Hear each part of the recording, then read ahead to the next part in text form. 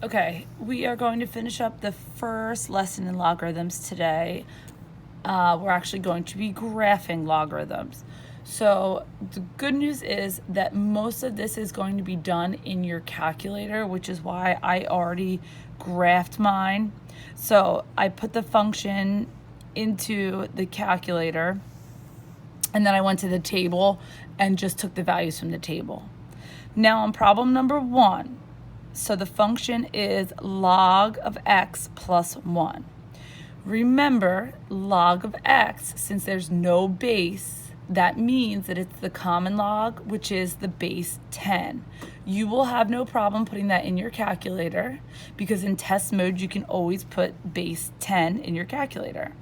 So what you're going to want to do is pause it, put that function in your calculator, find your x and y values on the table. Of course, I already have mine on here, but you want to make sure that you know how to put this in your calculator. Make sure that you get the same thing that I get.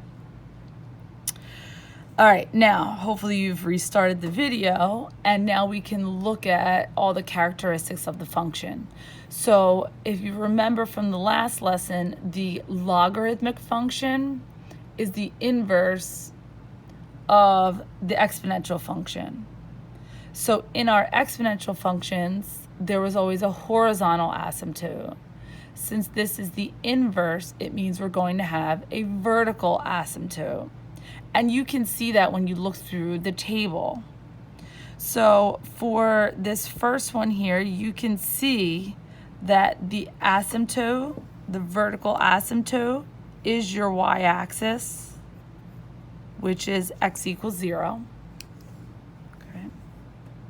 The domain of your function, you can see that this is all on the right side of that y-axis. So the domain is from 0 to positive infinity. And now the range of all of your logarithmic functions are going to be negative infinity to positive infinity. So again, it's the opposite of the exponential function. Now, just like when we've been talking about all the transformations of functions, the same types of transformations hold true. So I have nothing going on with the x value. The only thing I have is this plus 1. It's after the function, right? It's at the end of the function. So that means that that moves my value up or down. So that is going to move the function up 1.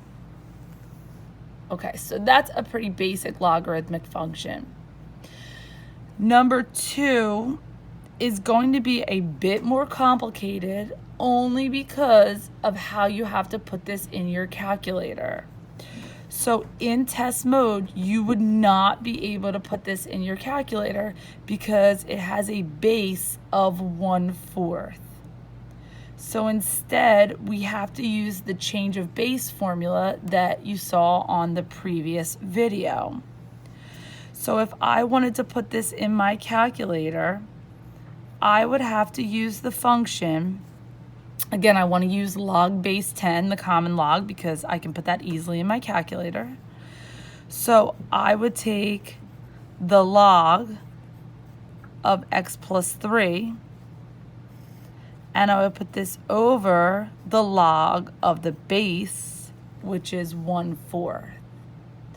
So what you should do right now is pause the video, plug this original function in your calculator, and then on the same screen, plug the change of base equation into the calculator and make sure that you have the same thing.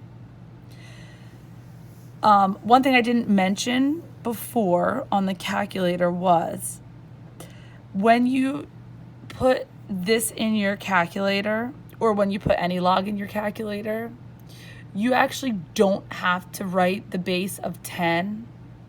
So if you just skip the part where the base is on the calculator, so you go log and then you scroll over and put the x plus 3 in, and then you divide it by the log and you scroll past the little base spot and put the 1/4 in and hit enter, it's going to change it your calculator changes it, and it actually puts the base of 10 right in there for you. Okay. All right, so once you have this on your calculator, now you just graph it. Again, you list the domain, the range, the asymptote. None of those are really new. Your asymptote in this case is x equals -3. So your domain goes from -3 to positive infinity. Your range is -infinity to positive infinity. And now your transformation. So there's only one transformation here. I have this x plus 3 in parentheses. So since this is connected with the x, I know that this is going to move my function right or left.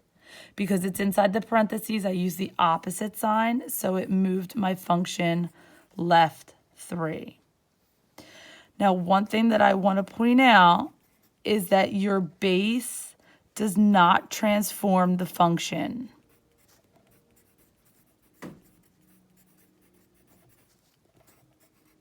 So that 1/4 is not a transformation of the function. If I had a number out front of it, then I might have a vertical stretch or shrink. However, the base does not transform the function.